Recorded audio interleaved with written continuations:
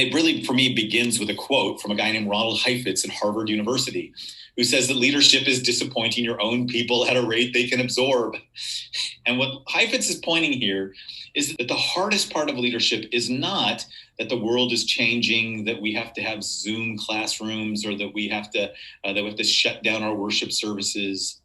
The hardest part of leadership is when we have to disappoint people. And the key phrase in this that makes almost every leader I know get a lump in their throat is the phrase, your own people. Even before COVID, we were asking ourselves some deeper questions about the relevance of the church. And now it is accelerated in this time where we find ourselves asking ourselves larger questions about, can our churches actually not only survive but thrive? Can they make an impact or a difference in the world around us? I remember the week after March 15th. I had a number of pastors. I said, how'd it go this week? And they said, well, we got through the whole Facebook Live thing and we did the whole Zoom thing, and it went okay, and people were patient and we're figuring out the technology. And I just hope we don't have to cancel Easter. Now today, 7 months later, we all look back at that and go, that was quaint, wasn't that?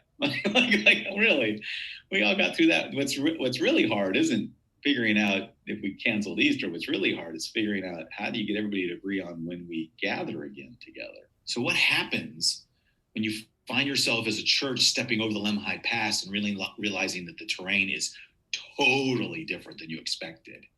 And people look at you and say, what do we do, Pastor? What do we do, elders? What do we do, session members? When you find yourself at that moment, when the honest answer is, I don't know, then you are now in an adaptive challenge.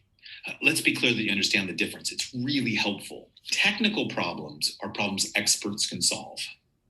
They're the application of current knowledge, skills, and tools to resolve a situation. An adaptive challenge is a challenge that when you face it, it can't be solved with one's existing knowledge, skills, and tools. And it requires people to make a shift. Look at the list in values, expectations, attitudes, or habits of behavior. And look at this quote. When relationship systems like churches and families and communities are imaginatively gridlocked, when was the last time you were in a meeting where you had a sense that it was just imaginatively gridlocked? No matter how long we sat here, there was not going to be any better idea. It cannot get free simply through more thinking about the problem. Conceptually stuck systems cannot be unstuck simply by trying harder. So here's what I want to say to you, especially to those of you who just feel like you're exhausted and you find yourself overwhelmed and imaginatively gridlocked. And the answer to this moment is not to paddle harder. Remember, it is a complete, utter waste of time to paddle harder when you're in a river where there isn't any water.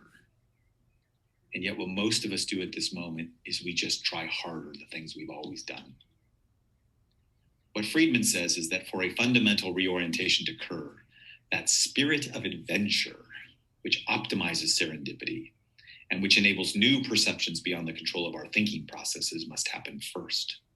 A spirit of adventure. One of my students who's working on this said that her whole life, she has been told that her job as a pastor was to create safe spaces, make the place safe for people. She began to listen to people like Brene Brown, and she began to think about adaptive challenges, and she began to probe deeply as a spiritual director with people. And she came up one day and said, my job isn't to make safe spaces. My job is to make brave spaces. My job is to help the church become a place and leaders become a place where they can learn, they can face their fears, and they can continue on. That's the spirit of adventure.